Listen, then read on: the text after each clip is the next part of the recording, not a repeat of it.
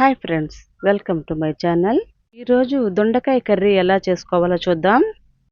చాలామంది దొండకాయ నూనెలో వేయించి చేస్తారు కదండి. అలా కాకుండా ఉడకబెట్టి ఎలా చేయాలో చూద్దాం. ఆయిల్ ఫుడ్ అనేది ఆరోగ్యానికి అంత మంచిది కాదండి. అందుకే ఉడకబెట్టిన దొండకాయల కర్రీ ఎలా చేసుకోవాలో ఈ వీడియోలో చూద్దాం. ఏ కూరగాయ అయినా ఉడకబెట్టి తింటే చాలా మంచిదండి ఆరోగ్యానికి. 1/4 కేజీ దొండకాయలు తీసుకొని శుభ్రంగా కడిగి కట్ చేసి కుక్కర్లో వేసుకోవాలండి. కుక్కర్లో వేసుకొని తగినన్ని నీళ్ళు సాల్ట్ వేసి 3 విజిల్స్ వచ్చేలాగా ఉడకబెట్టుకోవాలి.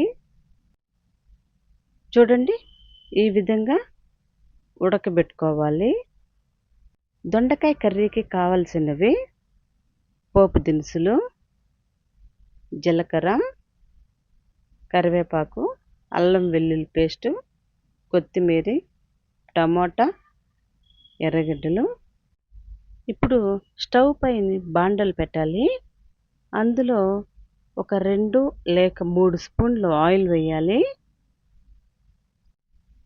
ఆయిల్ కాస్త హీట్ ఎక్కనివ్వాలి. హీట్ ఎక్కిన తర్వాత పోపు దినుసులు, జీలకర్ర, ఎర్రగడ్డలు, కరివేపాకు ఇవన్నీ వేసి కొంచెం దోరగా వేయించాలి.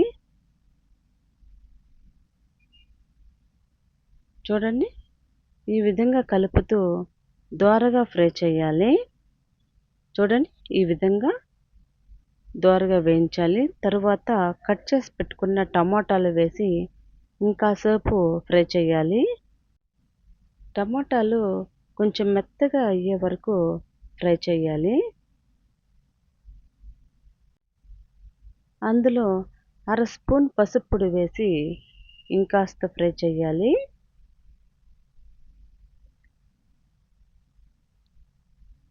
తరువాత తగినంత ఉప్పు వేసి ఫ్రై చేయాలి.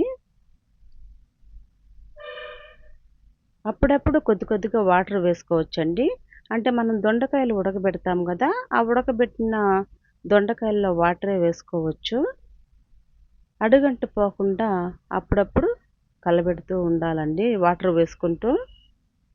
తరువాత 2 స్పూన్లు కారం వేసి ఇంకాస్త ఫ్రై చేయాలి. చూడండి, ఇదే విధంగా ఇంకాస్త ఫ్రై చేయాలి.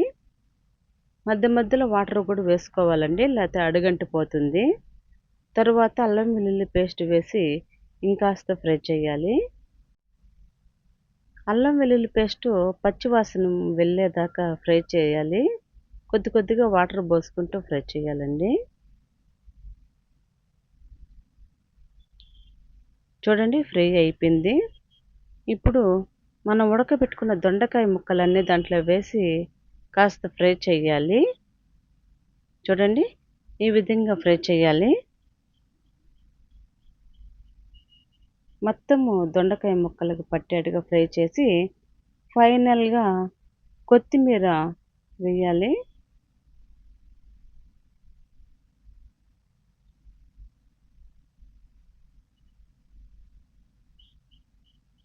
అంతే, ఎంతో టేస్టీగా దొండకాయ కర్రీ ఎలా చేసుకోవాలో చూశారు కదండి.